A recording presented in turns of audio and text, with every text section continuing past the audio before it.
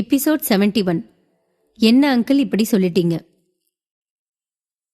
சித்தார்த், உங்ககிட்ட தான் கேட்குறேன். அந்த பிரேஸ்லெட்டோட உண்மையான பிரைஸ் என்ன? சிவன்யா, அது பையன் சிக்கிட்டான். இப்போ என்ன சொல்லி சமாளிப்பான்னு தெரிலையே. சித்தார்த், நீங்க என்கிட்ட இருந்து எதையும் மறைக்கிறீங்க. தயவு செஞ்சு அது என்னன்னு சொல்லுங்க. அன்னைக்கு அந்த பிரேஸ்லெட்டோட பிரைஸ் என்னன்னு நான் கேட்கும்போது நீங்க என்கிட்ட அப்போ பொய் சொன்னீங்களா?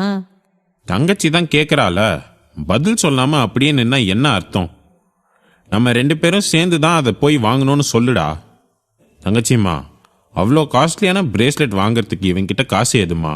அது மட்டும் இல்லாமல் சின்ன குழந்தைக்கு அவ்வளோ காஸ்ட்லியாக எல்லாம் கிஃப்ட் வாங்கி போட்டால் ஆபத்து தானே. பாரு, டூப்ளிகேட்டுக்கே இவ்வளோ பிரச்சனை. குழந்தை ரொம்ப பயந்து போயிருக்கா. நீ குழந்தைய கூட்டிட்டு வீட்டுக்கு போமா. நீங்க ஏன் எதுவும் பேச மாட்டேங்கிறீங்க? உண்மையை சொல்லுங்க. கொஞ்ச நேரத்துக்கு முன்னால நீங்க தானே இது ஒரிஜினல்னு சொன்னீங்க. சிவன்யா, பொறுத்த அளவுக்கு என்னோட அன்பு மாதிரியே அதுவும் ஒரிஜினல் தான். அது நான் என் பொண்ணுக்கு பார்த்து பார்த்து ஆசையாக வாங்கினது. அது திடீர்னு அப்படி காணாமல் போன உடனே ஒரு மாதிரி ஆயிட்டேன். அதனால ஏதோ வாய் தவறி சொல்லியிருப்பேன். இது ஒரிஜினல்லாம் கிடையாது, அது மாதிரியே இருக்க டூப்ளிகேட் தான். சரிம்மா, டைம் ஆச்சு, வா நம்ம வீட்டுக்கு போகலாம். நீங்க உண்மையை தானே சொல்றீங்க? என்கிட்ட எதுவும் பொய் சொல்லலையே. சிவன்யா, உன்கிட்ட எதுக்கு நான் பொய் சொல்ல போறேன்? நான் உண்மையை தான் சொல்றேன். சரி, அப்புறம் எதுக்கு நீங்க மெயின் சிட்டில அபார்ட்மெண்ட் பார்க்க சொன்னீங்க? ஒரு நேரத்துல ஒரு கேள்வி கேட்டா ஏதாவது பொய் சொல்லி சமாளிக்கலாம். இத்தனை கேள்வி கேட்டா அவகிட்ட எப்படி சொல்லி சமாளிக்கிறது? சித்தார்த் யோசித்துக் கொண்டே அசோக்கை பார்த்து சைகை காட்டினான். என்னடா என்ன பார்த்து கண்ணடிக்கிற? இதுக்கும் நான் ஏதாவது பண்ணணுமா? முதல்ல உன் ஃப்ரெண்டுன்ற பதவியை எப்ப நான் ராஜினாமா பண்றனோ அப்பதான் நிம்மதியா இருக்கலாம்னு நினைக்கிறேன். அது ஒன்றும் இல்லை சிவன்யா, அசோக் தான் அவனுக்கு தெரிஞ்ச ரிலேட்டிவோட அப்பார்ட்மெண்ட் ஏதோ அங்கே இருக்கிறதா சொன்னான். அவங்க ஃபாரினில் செட்டில் ஆக போகிறாங்களாம். அதான் அந்த அப்பார்ட்மெண்ட்டை அவனை எடுத்துக்க சொன்னாங்களாம். அதனால தான் நான் அதை கேட்க சொன்னேன். நமக்கு தெரிஞ்சவங்கன்னா கொஞ்சம் விலை கம்மியாக தானே கொடுப்பாங்க. என்னடா அசோக், நான் சொல்கிறது உண்மையா இல்லையான்னு அவகிட்ட சொல்லு. சும்மா மசன்னு நிற்காம. எனக்கு தெரியாமல் இது எப்போ நடந்துச்சுன்னு தெரியலையே. சரி, சமாளிப்போம். ஆமாம்மா, என்னோட ஒன்று விட்ட அங்கிள் தான் அவர் ஃபேமிலியோட ஃபாரின் போய் செட்டில் ஆக போறாரு. அதனால அந்த அப்பார்ட்மெண்ட்டை விற்க போறேன்னு சொல்லிட்டு இருந்தாரு. அது ஒரு நாள் அவன்கிட்ட சொன்னேன். அதை தான் இப்போ சொல்றான் அவன். அதெல்லாம் சரிதான், ஆனா அது ரொம்ப ஹை பிரைஸா இருக்குமே. நம்மளால அவ்வளோ பணம் ஆஃபர் பண்ண முடியாது. பத்தியெல்லாம் நீ கவலைப்படாத. நான் என்னோட அங்கிள் கிட்ட பேசி எவ்வளோ குறைக்க முடியுமோ அவ்வளோ குறைக்கிறேன். அது மட்டும் இல்லாமல் மாதம் இன்ஸ்டால்மெண்ட்டில் கூட பே பண்ணுற மாதிரி பார்த்துக்கலாம். நம்மளால் மாதம் எவ்வளோ பே பண்ண முடியுமோ அவ்வளோ அமௌண்ட்டை அவரோட அக்கௌண்ட்டுக்கு பே பண்ணிடுவோம். என்னடா, நீ அப்படி பே பண்ணிடுவது தானே? மாதம்னா நான் பே பண்ணிடுவேன்டா. எவ்வளோ குறைக்க முடியுமோ அவ்வளோ அமௌண்ட்டு நீ எனக்கு குறைச்சி பேசி கொடுத்துடு. அதை பற்றி நீ கவலைப்படாத மச்சான். என்னோட அங்கிள் தான், நான் சொன்னால் கண்டிப்பாக கேட்பாரு. சரி, உடனே நீ உன்னோட அங்கிள் கிட்ட பேசிட்டு என்கிட்ட சொல்லு. இப்போ நாங்கள் வீட்டுக்கு கிளம்புறோம். சிவன்யா, வீட்டுக்கு போகலாமா? அசோக்கிடம் பேசிவிட்டு சித்தார்த் சிவன்யாவை கூட்டிக் கொண்டு வீட்டிற்கு சென்றான். என்னம்மா, ஏன் வர்றதுக்கு இவ்வளோ நேரம்? நான் ஃபோன் பண்ணேன், ஃபோனை கூட நீங்கள் எடுக்கல. எதுவும் பிரச்சனை இல்லையே? அப்பா, அங்க ஒரு பெரிய பிரச்சனை ஆயிடுச்சுப்பா. பிரச்சனையா? என்னடி பிரச்சனை? என்னாச்சு? வாசுகி பதற்றத்துடன் கேட்டதும் சிவன்யா அங்கு நடந்த அனைத்தையும் சொல்லி முடித்தாள். இதுக்கு தான் நான் அப்பவே சொன்னேன், சீக்கிரம் வந்துடுங்கன்னு. யாராவது என் பேச்சு கேட்டீங்களா? அந்த ஏரியால எவ்வளோ பேரோட நகை காணாம போயிருக்கு தெரியுமா? சரி, தீக்ஷிக்கு ஒன்றும் ஆகலல்ல, அவ நல்லதானே இருக்கா? இல்லம்மா, லைட்டா கையில தான் காயம். நல்ல வேலை பெருசா எதுவும் அடிபடல. ஏரியால போலீஸ் என்னதான் பண்ணுதோ தெரியல. ஏதாவது பெரிய சம்பவம் நடந்தா மட்டும்தான் இதெல்லாம் மீடியாக்காரங்க கண்ணுக்கு படும். அது வரைக்கும் யாரும் இதை கண்டுக்க மாட்டாங்க. சரிம்மா, நீ முதல்ல குழந்தைய உள்ள கொண்டு போய் தூங்க போடு போ. சரிப்பா. அங்கிள், அப்புறம் இன்னொரு விஷயம், இந்த ஏரியா அந்த அளவுக்கு சேஃப்டியா இல்லை. அதனால நான் மெயின் சிட்டியில ஒரு அபார்ட்மெண்ட் பார்க்க சொல்லியிருக்கேன். நெக்ஸ்ட் வீக்குள்ள நம்ம அங்கே ஷிஃப்ட் ஆகிற மாதிரி இருக்கும். எல்லாரும் ரெடியா இருங்க. என்ன மாப்பிள்ள சொல்றீங்க? மெயின் சிட்டியிலையா? ஆனா அதெல்லாம் ஹை சொசைட்டி பீப்புள் வாழ்ற இடமாச்சு. அங்க நம்மளால எப்படி போக முடியும்? அங்கிள், என்னோட ஃப்ரெண்டை வச்சு கேட்டிருக்கேன். நமக்கு அஃபோர்டபுளான ப்ரைஸ்க்கு தான் அந்த வீடு கிடச்சிருக்கு. ஸோ நீங்கள் எதை பற்றியும் யோசிக்காதீங்க. எனக்கு தெரியும். நீங்கள் சிவன்யா மேலேயும் குழந்தை மேலேயும் ரொம்ப பாசம் வச்சுருக்கீங்கன்னு. அதுக்காக எல்லா சுமையமும் உங்கள் தலையில் போட்டுக்காதீங்க மாப்பிள்ள. நான் வேணா நமக்கு தகுந்த மாதிரி வேற எங்கேயாவது வீடு இருக்கான்னு தெரிஞ்சவங்க கிட்ட சொல்லி கேட்க சொல்கிறேன். அப்படியெல்லாம் எதுவும் இல்லை அங்கிள். இதில் எனக்கு எந்த சுமையும் கிடையாது. மாப்பிள்ள, நீங்க அபார்ட்மெண்ட் பார்க்கறதெல்லாம் ஓகே தான். அங்க நீங்க சிவன்யாவையும் குழந்தையும் மட்டும் கூட்டிட்டு போங்க. நாங்க எதுக்கு அங்க? வயசான காலத்துல நாங்க இங்கேயே இருந்துக்கிறோம். என்ன ஆண்டி சொல்கிறீங்க? இத்தனை வருஷம் உங்கள் பொண்ணை நீங்கள் தான் பத்திரமா பார்த்துக்கிட்டீங்க. இனி உங்கள் பொண்ணு உங்களை பத்திரமா பார்த்துக்க வேண்டாமா? நாம் எல்லாரும் ஒரே குடும்பம். அதனால் நாம் எல்லாரும் ஒரே வீட்டில் ஒன்றா தான் வாழணும். அது மட்டும் இல்லை, சிவன்யா எப்படியும் அந்த ப்ராஜெக்ட் விஷயமா பிஸியாக இருப்பா. பாப்பாவை நீங்களும் அங்கிளும் தான் பார்த்துக்கணும். அதனால நீங்களும் கண்டிப்பாக எங்கள் கூட தான் இருக்கணும். பாப்பாவை வேணும்னா நாங்கள் பார்த்துக்குறோம். நீங்கள் சிவன்யாவை மட்டும் வேணா கூட்டிகிட்டு போகிறீங்களா? புதுசாக கல்யாணம் ஆனவங்க நீங்கள். கொஞ்ச நாளைக்கு தனியாக இருங்க. அப்புறம் பாப்பாவை நாங்கள் அங்கே கூட்டிகிட்டு வரோம். என்ன அங்கிள் இப்படி சொல்லிட்டீங்க? என்னால் தீக்ஷியை விட்டுட்டு இருக்க முடியும்னு நினைக்கிறீங்களா? தீக்ஷி என்னோட பொண்ணு.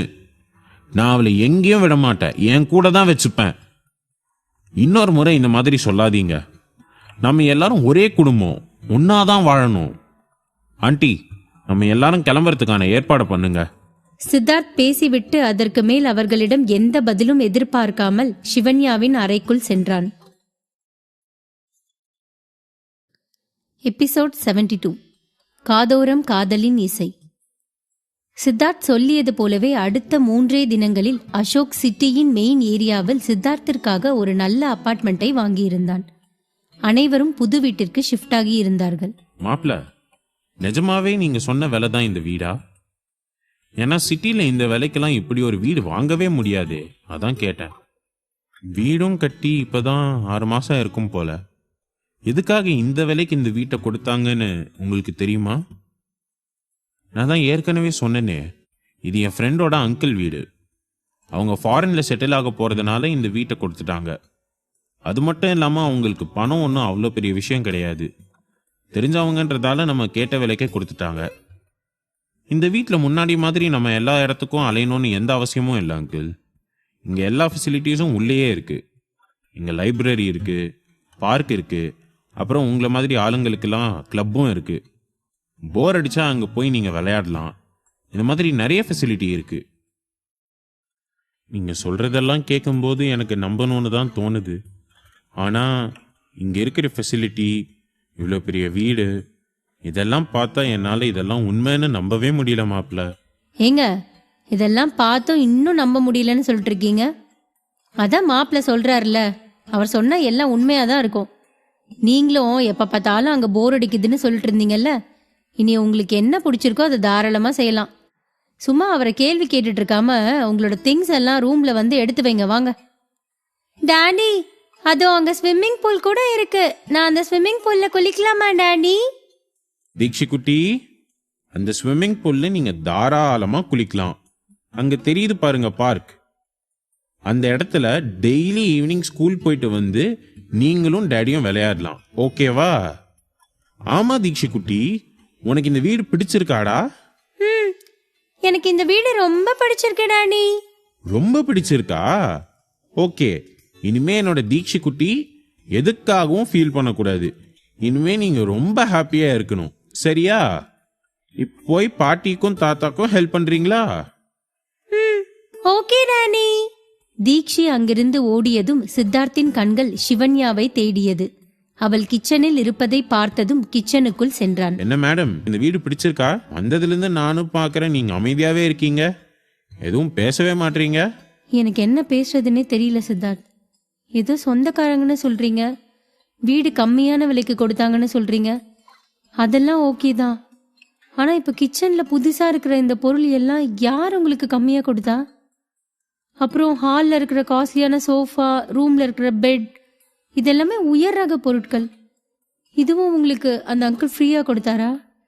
சிவன்யா சித்தார்த்திடம் அப்படி கேட்கும் பொழுது அவளது கண்கள் கலங்கி இருந்தது. அந்த கண்ணீர் சித்தார்த்தை அவள் நம்பவில்லை என்று உணர்த்தியது. ப்ளீஸ் என்ன நம்பு. இந்த வீடு உண்மையாவே அந்த பிரைஸ்க்கு தான் கிடைச்சிது. ஆனா இங்க இருக்கிற பொருட்கள் எல்லாம் அவர் கொடுத்ததில்ல. இதெல்லாம் புதுசா நான் தான் வாங்கினேன். இதெல்லாம் இன்ஸ்டால்மெண்ட்ல தான் வாங்கியிருக்கேன். மாசம் மாசம் இதுக்கெல்லாம் பே பண்ணணும். நீ எதை நினைச்சும் வரி பண்ணிக்காத. நீ பண்ண போற ப்ராஜெக்ட்ல மட்டும் கான்சென்ட்ரேட் பண்ணு. சித்தார்த், என்னால உங்களை நம்பவும் முடியல, நம்பாம இருக்கவும் முடியல. என்னோட வாழ்க்கையில இப்ப நடந்துகிட்டு இருக்கிறதெல்லாம் நிஜமா இல்ல ஒருவேளை தான் கனவு கண்டுட்டு இருக்கேனான்னு தெரியல. எனக்கு என்னமோ நான் ஏதோ கனவு கண்டுட்டு இருக்க மாதிரி இருக்கு. ஒருவேளை அந்த கனவெல்லாம் என்னை விட்டு போயிடுமோன்னு எனக்கு பயமா இருக்கு.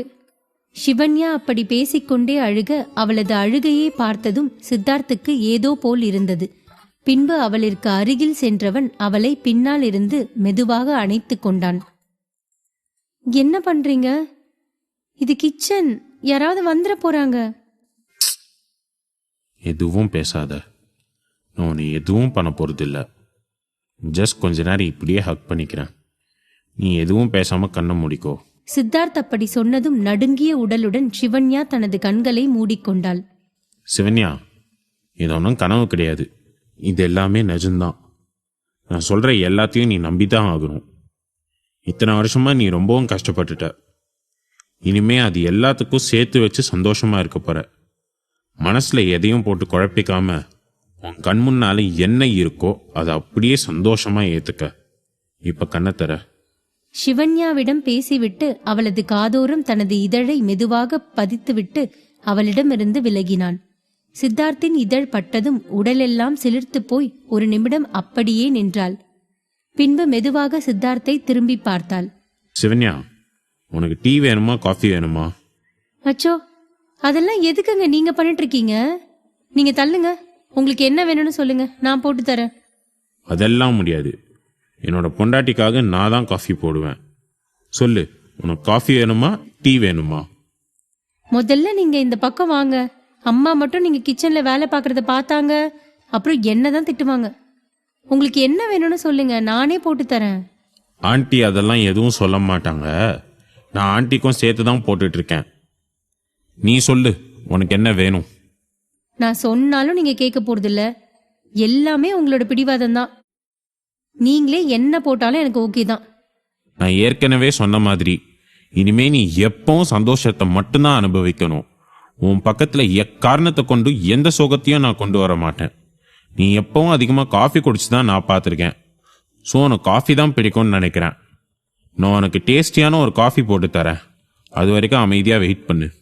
யதார்த்தமாக கிச்சனுக்குள் வந்த வாசுகி அவர்கள் பேசிக் கொண்டிருப்பதை கேட்டார். கடவுளே, என் பொண்ணுக்கு இந்த 4 வருஷமும் போதுங்கிற அளவுக்கு கஷ்டத்தை கொடுத்துட்ட. இப்பதான் ஏதோ அவளோட வாழ்க்கையில தென்றல் வீசுது. இது எப்பவும் நிரந்தரமா அவளுக்கு இருக்கணும். அதுக்கு நீதான்ப்பா அருள் புரியணும். என்னடி, கடவுள்கிட்ட காலையிலே ஏதோ பெரிய கோரிக்கையை வைக்கிற மாதிரி இருக்கு. பாத்துடி, நீ கேட்டதெல்லாம் கேட்டுட்டு அவர் அரண்டு ஓடிட போறாரு. உங்களுக்கு என்னை வம்பு இழுக்கட்டா தூக்கமே வராதே. என்னை வம்பு இழுக்கிறத விட்டுட்டு தீக்ஷி குட்டிய ஸ்கூலுக்கு கிளப்புங்க. அவளுக்கு இன்னும் கொஞ்ச நேரத்துல வேன் வந்துடும். அதானே, நான் ஏதாவது உன்னை பத்தி சொல்லிடக்கூடாதே. உடனே என்னை அங்கிருந்து அனுப்புறதுல குறியா இருப்பியே. இருந்தாலும் தீக்ஷி குட்டின்னு சொன்னதுனால நான் இங்கிருந்து போறேன். அங்க நின்று சும்மா உங்களை வேடிக்கை பார்த்துட்டு இருக்காம போய் வேற ஏதாவது வேலை இருந்தா பாரு போ. Join with Rajan Leon YT in Telegram to get faster update. Name: Rajan Leon YT. Episode 73. Madam, சான்ஸே இல்ல. சித்தார்த்தும் சிவன்யாவும் ஆபீஸ் சென்று இருந்தார்கள். தாத்தா, என்னோட ஃபுல் எஃபோர்ட்டை போட்டு இந்த ப்ராஜெக்ட் நான் சக்ஸஸ்ஃபுல்லாக கம்ப்ளீட் பண்ணணும்னு நினைக்கிறேன். ப்ளீஸ், அதுக்கு நீங்கள் எல்லாம் கோஆப்ரேட் பண்ணுவீங்கன்னு நம்புகிறேன். எனக்காக இல்லாட்டாலும் இந்த ப்ராஜெக்ட் சக்ஸஸ்ஃபுல்லாக முடிஞ்சா அது உங்களுக்கு பெருமை தான். அட்லீஸ்ட் உங்கள் கம்பெனிக்காவது நீங்கள் எனக்கு சப்போர்ட் பண்ணுவீங்கன்னு தான் முழுசாக நம்புகிறேன். சிவன்யா மிகவும் தெளிவாகவும் அதே நேரத்தில் அறிவாகவும் காசிநாதனிடம் பேசினாள். அதை கேட்டவரோ அவளை ஆச்சரியத்துடன் பார்த்தார். ஏய், என்னடி பெரிய இவ மாதிரி பேசிட்டு இருக்க? இப்போ சொல்றேன், உனக்கு இந்த ப்ராஜெக்ட் பண்றதுக்கு எந்த தகுதியும் கிடையாது. இந்த ப்ராஜெக்ட் எங்ககிட்ட கொடுத்துட்டு நீ ஒதுங்கி நில்லு. இங்க பாருங்க அக்கா, இந்த ப்ராஜெக்ட் என்னோட திறமைக்கு கிடைச்சது. எனக்கு கிடைச்ச கடைசி வாய்ப்பு இதுதான் நான் நினைக்கிறேன். இதை சக்சஸ்ஃபுல்லா நான் முடிச்சா மட்டும்தான் இந்த உலகத்துக்கு நான் யாருன்னு என்னால ப்ரூவ் பண்ண முடியும். அதனால நீங்க யாரு என்ன சொன்னாலும் இந்த ப்ராஜெக்ட் நான் விட்டு கொடுக்க மாட்டேன். ஸோ ப்ளீஸ் என் மேல நம்பிக்கை வைங்க. எனக்காக ஒரு மீட்டிங் அரேஞ்ச் பண்ணுங்க. காசிநாதன் ஏற்கனவே தனது பேத்தி சொந்தமாக அபார்ட்மெண்ட் வாங்கிவிட்டாள் என்பதை கேட்டு மிகவும் சந்தோஷமாக இருந்தார். இப்பொழுது அவள் இவ்வளவு தெளிவாக பேசுவதை பார்த்ததும் இன்னும் சந்தோஷப்பட்டார்.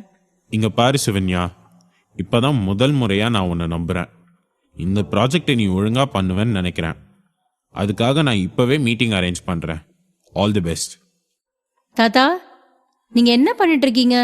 அவளை நம்புறேன்னு சொல்றீங்க, அவளுக்கு ஆல் தி பெஸ்ட் எல்லாம் சொல்லிட்டு இருக்கீங்க. அப்படின்னா இந்த ப்ராஜெக்ட் கண்டிப்பா அவ தான் பண்ண போறாளா? அதித்தி, இந்த ப்ராஜெக்டை நம்ம எப்படியாவது சக்ஸஸ்ஃபுல்லாக முடிக்கணும். அதுதான் இப்போ ரொம்ப முக்கியமான ஒன்று. அதனால நீ கொஞ்சம் எதுவும் பேசாம அமைதியாக வாயை மூடிக்கிட்டே இரு. இந்த ப்ராஜெக்ட் அவளுக்காக வந்தது. அவள் கண்டிப்பாக இதை நல்லபடியாக பண்ணுவான்னு எனக்கு தோணுது. நீ மீட்டிங் அரேஞ்ச் பண்ணு. அந்த மீட்டிங்கில் நம்மக்கிட்ட வேலை பார்க்குற இன்ஜினியர்ஸ்லேருந்து பிளம்பர் வரைக்கும் எல்லாரும் அங்கே இருக்கணும். Arrange it immediately. தாத்தா, நீங்க அவசரப்படுறீங்களோன்னு எனக்கு தோணுது. அதித்தி, நான் மறுபடியும் இதை தான் சொல்லுவேன். எனக்கு ஃபேமிலியை விட பிஸ்னஸ் தான் ரொம்ப முக்கியம். அதனால நீ தேவையில்லாமல் எதுவும் பேசிகிட்டு இருக்காம நான் சொன்னதை மட்டும் செய். நேத்து வரைக்கும் நல்லா தானே பேசிட்டு இருந்தாரு, இன்னைக்கு ஏன் தாத்தா இப்படி மாறி போனாரு? இவ அவரை என்ன பேசி மயக்கினான்னு தெரியல. சிவன்யா, இருடி, என்னோட தாத்தாவையே எனக்கு எதிராக மாத்திட்டல. உன்னை கண்டிப்பா நான் சும்மா விட மாட்டேன். அதித்தி, நான் என்ன சொல்லிட்டு இருக்கேன், நீ என்ன பண்ணிட்டு இருக்க? மீட்டிங் அரேஞ்ச் பண்ண முடியுமா இல்லை நானே பண்ணிக்கவா? சாரி தாத்தா, நான் ஏதோ யோசனையில் நின்றுட்டேன். நீங்க டென்ஷன் ஆகாதீங்க, நான் மீட்டிங் அரேஞ்ச் பண்றேன். எனக்கும் என்னோட தாத்தாவோட சக்சஸ் தான் முக்கியம். அவரோட சக்சஸ்க்கு முன்னால என்னுடைய எந்த ஈகோவும் நிக்காது. நான் மீட்டிங் அரேஞ்ச் பண்ணிட்டு அப்புறம் வந்து உங்களை பார்க்குறேன். That's my Aditi. சரி, சீக்கிரம் அரேஞ்ச் பண்ணு. ஓகே தாத்தா. அதித்தி சற்று நேரத்தில் மீட்டிங் அரேஞ்ச் செய்திருந்தாள். அந்த மீட்டிங்கில் சிவன்யா முதல் நாளிலிருந்து செய்யும் அந்த ப்ராஜெக்டை பற்றின டீட்டெயிலை ஒரு பென்டிரைவில் ஏற்றி வைத்திருந்தாள். இந்த மீட்டிங்கை நான் எதுக்காக இவ்வளோ அவசரமாக அரேஞ்ச் பண்ணியிருக்கேன்னா, நமக்கு நாள் ரொம்ப கம்மியாக இருக்குது. அதுக்குள்ளே நம்ம இந்த ப்ராஜெக்ட் கம்ப்ளீட் பண்ணி ஆகணும். இந்த ப்ராஜெக்ட் பற்றின டீட்டெயிலை இப்போ நான் உங்களுக்கு எக்ஸ்பிளைன் பண்ணுறேன். ஏதாவது டவுட் இருந்தால் சொல்லுங்கள். சிவன்யா தனது பென்டிரைவில் ஏற்றி வைத்திருந்த டீட்டெயில் அனைத்தையும் ப்ரொஜெக்டர் மூலம் அங்கு இருந்தவர்களுக்கு எக்ஸ்பிளைன் பண்ணி கொண்டிருந்தாள். அதை அனைத்தையும் அந்த மீட்டிங்கில் கலந்து கொண்டவர்கள் வாயை பிளந்து கொண்டு பார்த்தார்கள். காசிநாதன் ஒரு நிமிடம் அசந்து போனார். காலேஜ் கூட படிக்கல, இவளுக்கு இவ்வளவு நாலேஜ் எங்கிருந்து வந்தது? டிகிரி முடிச்ச என்னால கூட இந்த அளவுக்கு யோசிக்க முடியாது. இவ எப்படி இவ்வளவு நுணுக்கமா யோசிக்கிறா? இவளை இந்த ப்ராஜெக்ட் சக்சஸ்ஃபுல்லா நடத்த விடக்கூடாது. ஒருவேளை இதை இவ சக்சஸ்ஃபுல்லா நடத்திட்டான்னா அதுக்கப்புறம் தாத்தாக்கு எப்பவும் அவ தான் செல்ல பேத்தியா இருப்பா. நான் அது நடக்க விட மாட்டேன். சிவன்யா அனைத்தையும் எக்ஸ்பிளைன் செய்து முடித்ததும் அங்கிருந்த அனைவரும் தங்களது கைகளை தட்டி சந்தோஷப்பட்டார்கள். சிவன்யா, நீ இந்த அளவுக்கு பர்ஃபெக்டா எக்ஸ்பிளைன் பண்ணுவேன்னு நான் நினைச்சு கூட பார்க்கல. நிஜமாவே உன்னோட ஐடியாஸ் எல்லாம் சூப்பரா இருக்கு. இது படி பண்ணா கண்டிப்பா நம்மளோட ப்ராஜெக்ட் சக்சஸ் ஆயிடும். சிவன்யா இத்தனை வருடம் எதை தனது தாத்தாவின் வாயிலிருந்து கேட்க ஆசைப்பட்டாலோ அதை கேட்ட நொடி அவள் வானத்தில் ரெக்கை கட்டி பறந்து கொண்டிருந்தாள். மேடம், சான்ஸே இல்லை. நீங்க சூப்பரா பிளான் போட்டிருக்கீங்க. இது வரைக்கும் நம்ம இப்படி ஒரு பில்டிங் பில்ட் பண்ணதே இல்லை. இனிமே நம்ம கட்ட போற எல்லா பில்டிங்குக்கும் இந்த பில்டிங் தான் ரோல் மாடலா இருக்க போகுது. அந்த அளவுக்கு நீங்க இதை நுணுக்கமா பிளான் பண்ணியிருக்கீங்க. ஸோ கண்டிப்பா இந்த ப்ராஜெக்ட் உங்களுக்கு சக்சஸ்ஃபுல்லா இருக்கும். Thank you so much sir. ஆனால் இது பிளான் மட்டும்தான். இதுபடி நாம் அந்த ப்ராஜெக்ட் கம்ப்ளீட் பண்ணணும். ஒருவேளை அப்படி கம்ப்ளீட் பண்ணா அது என்னோட வெற்றி மட்டும் கிடையாது, அது இங்க இருக்கிற ஒவ்வொருத்தரோட வெற்றியும் தான். இங்க இருக்கிற ஒவ்வொருத்தரும் இந்த ப்ராஜெக்ட் நல்லபடியா பண்ணுவீங்கன்னு நான் நம்புறேன். நீங்க எப்படி பிளான் போட்டு இருக்கீங்களோ அதுபடியே நம்ம அழகா இந்த ப்ராஜெக்டை பண்ணா கண்டிப்பா நம்ம சக்சஸ் ஆயிடுவோம். இங்க இருக்கிற ஒவ்வொருத்தரும் அவங்களோட பெஸ்ட்டை கொடுக்கணும்னு நான் கேட்டுக்கிறேன். இந்த ப்ராஜெக்ட் மட்டும் சக்சஸ்ஃபுல்லா முடிஞ்சிருச்சுன்னா உங்க எல்லாரோட சேலரியும் நான் இன்க்ரீஸ் பண்றேன். காசிநாதன் அப்படி சொன்னதும் அங்கிருந்த அனைவரும் கரகோஷம் எழுப்பி தங்களது சந்தோஷத்தை வெளிப்படுத்தினார்கள். நடப்பதையெல்லாம் பார்த்து கொண்டிருந்த அதித்திக்கு வயிறு எரிய ஆரம்பித்தது. அன்றைய பொழுது சிவன்யாவுக்கு மிகவும் சந்தோஷமாக போக சிவன்யா சிரித்து கொண்டே வீடு திரும்பினாள். அவள் சிரித்து கொண்டு வருவதை ராஜேந்திரனும் வாசுகியும் பார்த்தார்கள். என்னம்மா, என்ன விஷயம்? இன்னைக்கு ரொம்ப சந்தோஷமா வர, கையில வேற ஸ்வீட் இருக்கிற மாதிரி இருக்கு. ஏதாவது சந்தோஷமான விஷயமா என்ன? ஆமாப்பா, ரொம்ப சந்தோஷமான நாள் தான். இன்னைக்கு தாத்தா என்கிட்ட சந்தோஷமா சிரிச்சு பேசினாரு. அது மட்டும் இல்லாம இந்த ப்ராஜெக்ட நல்லபடியா முடிக்கணும்னு சொன்னாரு. இந்த மாதிரி தாத்தா வாயில என்னை பத்தி பெருமையா சொல்லும் போது எனக்கு ரொம்ப சந்தோஷமா இருந்துச்சுப்பா. அதனாலதான் ஸ்வீட் வாங்கிட்டு வந்தேன். இந்தாங்க எடுத்துக்கோங்க. என்னடி சொல்ற? நிஜமாவா? நிஜமாவே உங்க தாத்தா உன்னை பாராட்டினாரா? நம்பவே முடியலையே. ஆமாமா, என்னாலேயே நம்ப முடியல. ஆனா தாத்தா என்ன பாராட்டினது உண்மை. அதுக்காக தான் இந்த ஸ்வீட் எடுத்துக்கோங்க. எனக்கு ரொம்ப சந்தோஷமா இருக்குமா. இந்த வீட்டுக்கு வந்த நாளே நல்லது நடந்திருக்கு.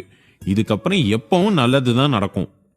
இப்போ உன்னோட வாழ்க்கையில நடக்கிற எல்லாத்துக்கும் காரணம் மாப்பிள்ள தான். அதனால மாப்பிள்ளைக்கு முதல்ல ஸ்வீட் கொடு. எபிசோட் 74. எனக்கு அந்த சித்தார்த் யாருன்னு தெரிஞ்சே ஆகணும். ஆபீஸில் இருந்து கிளம்பிய அதித்தி நேராக அபிஷேக்கின் அபார்ட்மெண்ட்டிற்கு சென்றாள். அவனது அபார்ட்மெண்ட் பூட்டி இருந்ததும் வேகமாக தனது செல்போனை எடுத்து அபிஷேக்கிற்கு கால் செய்தாள். சொல்ல அதித்தி, என்ன விஷயம்? அபிஷேக், நம்ம 2 பேரும் மீட் பண்ணிக்கிட்டு 2 நாள் ஆகுது. நீ எனக்கு ஒரு ஃபோன் கூட பண்ணல. நானே கால் பண்ணாலும் என்ன விஷயம்னு சலிப்பா கேக்குற. என்னாச்சு உனக்கு? சாரி அதித்தி, எனக்கு கொஞ்சம் ஒர்க் ஸ்ட்ரெஸ். அதனால தான் கால் பண்ண முடியல. நான் பிஸ்னஸ் விஷயமா முக்கியமான ஒருத்தவங்களை பார்க்கறதுக்காக வந்திருக்கேன். ஏதாவது எமர்ஜென்சினா சொல்லு, இல்லைன்னா நான் உனக்கு கொஞ்ச நேரம் கழிச்சு கால் பண்ணவா?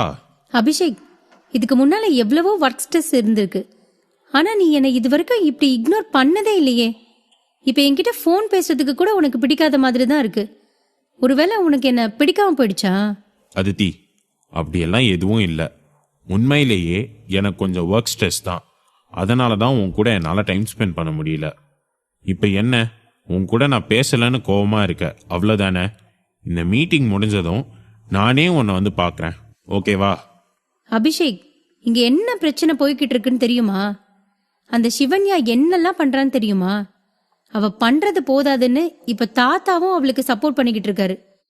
எனக்கு அதெல்லாம் பார்க்கும்போது ரொம்ப காண்டாவுது. எனக்கு தலையே வெடிச்சிட்டும் போல இருக்கு. இப்பவே உன்னை பார்க்கணும். நீ எங்க இருக்கன்னு சொல்லு, நானே உன்னை வந்து பார்க்கறேன். அதித்தி, இன்னும் 20 மினிட்ஸ் வெயிட் பண்ணு. என்னோட மீட்டிங் முடிஞ்சிடும். நான் ஹோட்டல் சன்ஷைன்ல தான் இருக்கேன். நீ அங்க வந்துடு. அங்க நம்ம மீட் பண்ணலாம். நீ எதுக்கும் டென்ஷன் ஆகாத. ஓகே அபிஷேக், நான் இப்பவே கிளம்பி அங்க வரேன். Aditi, B com. டென்ஷன் ஆகாத. அந்த சிவன்யா பார்த்து பயப்படுற அளவுக்கு நீ ஒன்றும் வீக்கான ஆள் இல்லை. எதா இருந்தாலும் பார்த்துக்கலாம். நீ கிளம்பி வா. சரி, நான் ஃபோனை வைக்கிறேன். அபிஷேக்கிடம் பேசிவிட்டு போனை வைத்த அதித்தி அவன் சொன்ன ஹோட்டலிற்கு கிளம்பினாள். மிஸ்டர் சேது, நான் சொன்னதை நல்லா யோசிங்க. நம்ம 2 கம்பெனியும் டைப் பண்ணி அந்த ப்ராஜெக்ட் பண்ணால் நிச்சயமாக அது சக்ஸஸ் ஆகும்.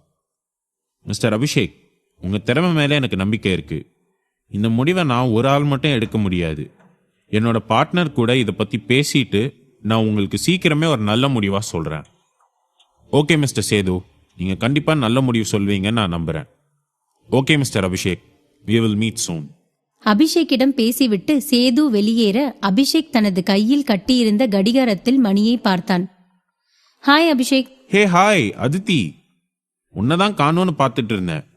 2 நாளா உன் கூட பேச முடியாததுக்கு சாரி. சரி, வந்து உக்காரு. நான் தான் உன்கிட்ட சாரி கேட்கணும். நீ ஆல்ரெடி பிசினஸ் ப்ரெஷர்ல இருக்க. இதுல நான் வேற உனக்கு டென்ஷன் கொடுத்துட்டு இருக்கேன். எனக்குன்னு நீ தானே இருக்க. அந்த சிவன்யா என்ன ரொம்ப டார்ச்சர் பண்றா.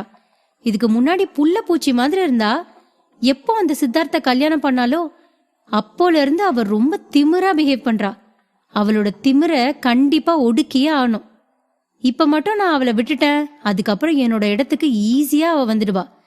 தாத்தாவும் அவ மேல இப்பெல்லாம் பாசம் காட்டுற மாதிரி தான் எனக்கு தோணுது. அதித்தி, நீ ரொம்ப யோசிக்கிற. உன்னோட தாத்தாக்கு எப்பவுமே உன் மேல தான் பாசம் அதிகம். உனக்கே அது நல்லா தெரியும். இந்த ப்ராஜெக்ட் அந்த சிவன்யானால தான் கிடைச்சிச்சு.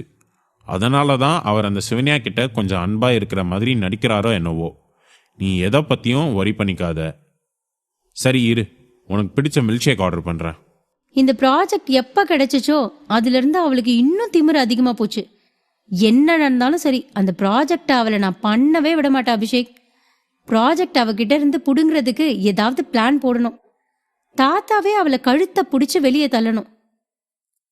அதித்தி அபிஷேக்கிடம் பேசிக்கொண்டே யதார்த்தமாக திரும்ப அங்கிருந்த ஒரு அறைக்குள் சித்தார்த்தும் அசோக்கும் உட்கார்ந்து பேசிக்கொண்டிருப்பதை பார்த்தாள். இந்த அசோக் எப்படி இங்க வந்தான்? அபிஷேக், அங்க பாரு, அது அசோக் தானே? அசோக் பக்கத்துல இருக்கிறது அந்த சிவன்யாவோட புருஷன் சித்தார்த் தானே? அதித்தி, நீ அவங்க மேல இருக்க கோவத்துல எப்பவுமே அவங்கள பத்தியே யோசிச்சுட்டு இருக்கேன்னு நினைக்கிறேன். அதனாலதான் உனக்கு யாரை பார்த்தாலும் அவங்கள மாதிரியே தெரியுது. சித்தார்த்துக்கும் அசோக்குக்கும் என்ன சம்பந்தம் இருக்க போகுது? அது வேற யாராவது இருக்கும். இதோ உன்னோட மில்க் ஷேக் வந்துருச்சு, நீ முதல்ல இதை குடி. இல்ல அபிஷேக், நீயே பாரு, அது அந்த அசோக்கும் சித்தார்த்தும் தான். அதித்தி சொன்னதும் அபிஷேக் அந்த பக்கம் திரும்பி பார்க்க அங்கு அவர்கள் இருவரும் தான் உட்கார்ந்திருந்தார்கள். ஆமா அதித்தி, அது அவங்க 2 பேரும் தான். 2 பேரும் உட்காந்து சிரிச்சு பேசத பார்த்தா ஃப்ரெண்ட்லியா தான் இருக்கு. அப்படின்னா அவங்க 2 பேரும் ஃப்ரெண்ட்ஸா? சித்தார்த் மாதிரி சாதாரண ஆளுக்கு எப்படி அசோக் மாதிரி ஆள் ஃப்ரெண்டா இருக்க முடியும்? அபிஷேக், எனக்கு அந்த சித்தார்த் பத்தி தெரிஞ்சுக்கணும். அவன்கிட்ட ஏதோ ஒரு மர்மம் இருக்குன்னு தான் எனக்கு தோணுது. அவன் பேசுறது ஒரு மாதிரி இருந்தாலும் அவனோட வாழ்க்கை முறை, அவன் நடந்துக்கிறதெல்லாம் வேற மாதிரி இருக்கு. நிச்சயம் நம்ம எல்லார்கிட்ட இருந்தும் அவன் எதையும் மறைக்கிறான். அவன் யாரு, எந்த ஊரு, அவனுடைய பேக்ரவுண்ட் என்னன்னு இன்ன வரைக்கும் நம்ம யாருக்கும் தெரியல. அபிஷேக், எனக்காக ஒரு ஹெல்ப் பண்ணு. உனக்கு தெரிஞ்ச ஒரு நல்ல டிடெக்டிவ் யாரையாவது பார்த்து இந்த சித்தார்த்தை பத்தி விசாரிக்க சொல்றியா? ஏ அதித்தி, நீ அதிகமா யோசிக்கிறேன்னு நினைக்கிறேன். டிடெக்டிவ் வச்சு விசாரிக்கிற அளவுக்கெல்லாம் அந்த சித்தார்த் இருப்பான்னு எனக்கு தோணல. இருந்தாலும் உன்னோட மன திருப்திக்காக வேணா நான் விசாரிக்க சொல்றேன். இல்ல அபிஷேக், எனக்கு என்னமோ கண்டிப்பா சித்தார்த்தை சுத்தி ஏதோ ஒரு ரகசியம் இருக்குன்னு தான் தோணுது. நீ விசாரிக்க சொல்லு, மத்தத அப்புறம் பாத்துக்கலாம். நீ சொல்லிட்டல, நான் பாத்துக்கிறேன், விடு. சரி, நீ ரொம்ப டென்ஷன்ல இருக்க மாதிரி இருக்கு. நாம வேற மீட் பண்ணி 2 நாள் ஆகுது. சரி, 2 பேரும் சேர்ந்து ஏதாவது நைட் ஷோ போலாமா? போலாம். எனக்கும் ரொம்ப டிப்ரெஷனாவே இருக்கு. உன் கூட டைம் ஸ்பெண்ட் பண்ணா கொஞ்சம் ஹாப்பியா இருக்கும்னு நினைக்கிறேன். சரி, நான் பில் பே பண்ணிட்டு பார்க்கிங்ல இருக்க காரை எடுத்துட்டு இருக்கேன், நீ வா. ஓகே அபிஷேக். என்னதான் அதித்தி அபிஷேக்கிடம் பேசினாலும் அவளது பார்வை முழுவதும் அசோக்கும் சித்தார்த்தும் பேசிக் கொண்டிருப்பதிலேயே தான் இருந்தது. சித்தார்த், வெயிட் பண்ணு. நீ யாரு, உன்னோட பேக்ரவுண்ட் என்னன்னு நான் சீக்கிரமே தெரிஞ்சுக்கிறேன். அதுக்கப்புறம் இந்த அதித்தி யாருன்னு நீ பாப்ப. Join with Rajan Leon YT in Telegram to get faster update. Name: Rajan Leon YT. Episode 75. என்னை ஏன் அப்படி பாக்குறீங்க? அசோக்கிடம் பேசிவிட்டு சித்தார்த் வீடு திரும்ப இரவு 11 மணி ஆகியிருந்தது. என்ன மாப்ள, வீட்டுக்கு வர்றதுக்கு இவ்வளோ நேரம் ஆயிடுச்சு? ஏதாவது முக்கியமான வேலையா? சாரி அங்கிள், ஃப்ரெண்டை பார்க்க போயிருந்தேன். பேசிட்டு இருந்ததுல டைமை கவனிக்கல. தீக்ஷி எங்க, தூங்கிட்டாளா? டேடி எப்போ வருவார்னு கேட்டுக்கிட்டே இருந்தா. உங்களுக்கு ஃபோன் பண்ண கூட சொன்னான். சிவனியா தான் நீங்கள் பிஸியாக இருந்தாலும் இருப்பீங்கன்னு ஃபோன் பண்ண வேணான்னு சொல்லிட்டா. அதனால பாப்பா விளையாடிட்டு அப்படியே தூங்கிட்டா மாப்ள. அவங்க பாட்டி கூட தான் தூங்கிட்டு இருக்கா. உங்களை இன்னும் காணுமேன்னு நான் தான் இங்கே வெயிட் பண்ணிட்டு இருக்கேன். சாப்பிட்டீங்களா மாப்ள? ஏதாவது சாப்பாடு எடுத்து வைக்கவா? வேண்டாம் அங்கிள், நான் வெளியில் சாப்பிட்டேன். சரி, நான் தீக்ஷியை தூக்கிட்டு எங்களோட ரூமுக்கு போகிறேன். டைம் ஆச்சு, நீங்களும் தூங்குங்க. மாப்ள, அவ பாட்டி கூட நல்லா தூங்கிட்டு இருக்கா. அவளை எதுக்கு தொந்தரவு பண்ணிட்டு இருக்கீங்க? காலையில் உங்களை தேடி அவளே வருவா. நீங்கள் போய் தூங்குங்க மாப்ள. ராஜேந்திரன் எதனால் அப்படி சொல்கிறார் என்பதை புரிந்து கொண்ட சித்தார்த் சரி என்பது போல் தலையை அசைத்துவிட்டு அவனது அறைக்கு சென்றான்.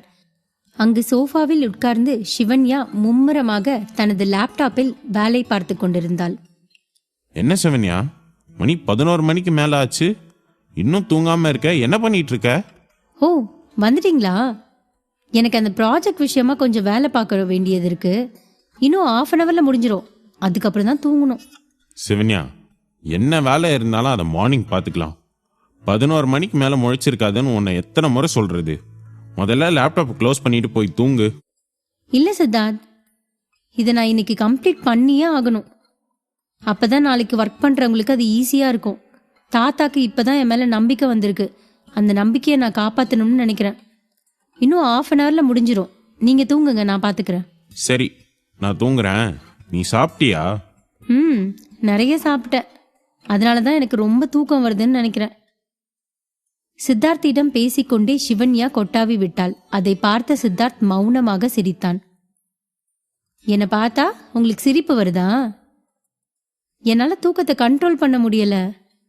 ஏய் சாரி, நீ கொட்டாவி விடும்போது குழந்தை மாதிரி கியூட்டா இருந்த, அதை பார்த்து சிரிச்சேன். நீ வெயிட் பண்ணு, நான் 5 மினிட்ஸ்ல வந்துடுறேன்.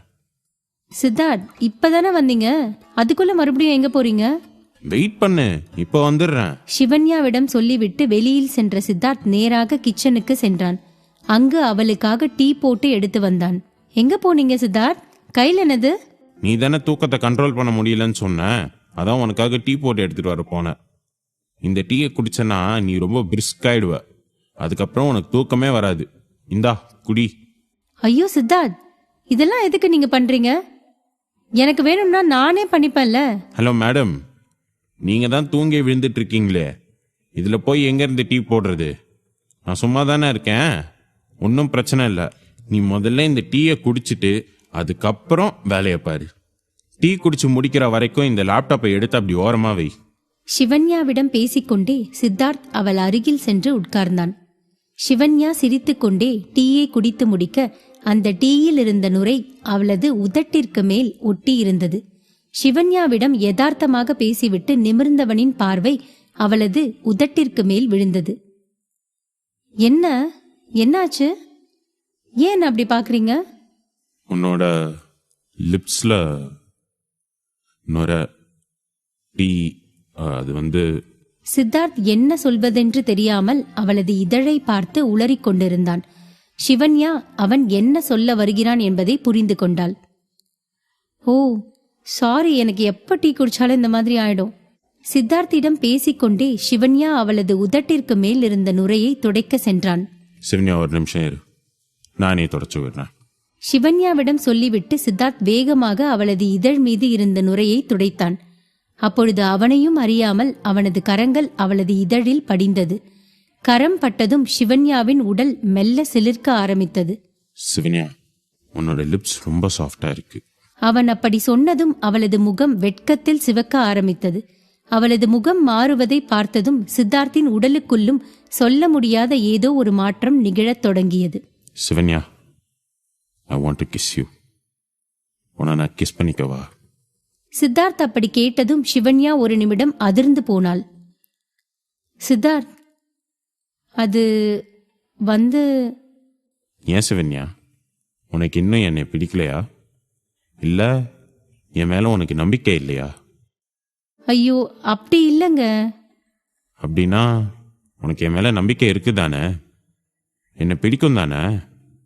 எனக்கு உங்க மேல நம்பிக்கை இருக்குங்க. உங்களை எனக்கு பிடிக்கவும் செய்யும். ஆனா அப்புறம் எதுக்கு சிவன்யா யோசிக்கிற? நான் உன்னை ரொம்ப லவ் பண்றேன், ரொம்ப ரொம்ப லவ் பண்றேன். உனக்காக நான் என்ன வேணாலும் பண்ணுவேன். Shivanya, I love you.